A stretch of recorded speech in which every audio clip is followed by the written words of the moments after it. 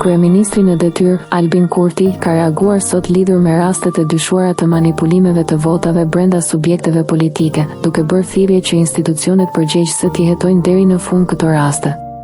Ai ka bërë me dije se komisionere e individ që në mënyrë klandestine janë përfshirë në manipulime votash brenda subjekteve politike nuk ka amnisti.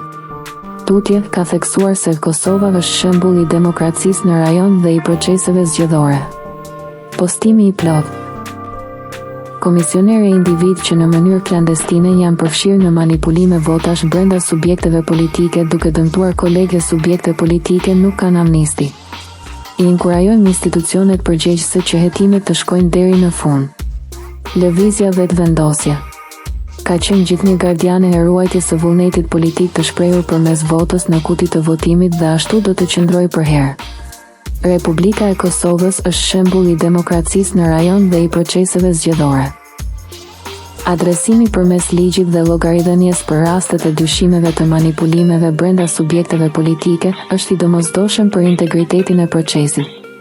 Vullneti i qytetarëve është i shenjtë, vota është e lirë dhe kjo do të garantohet deri në fund.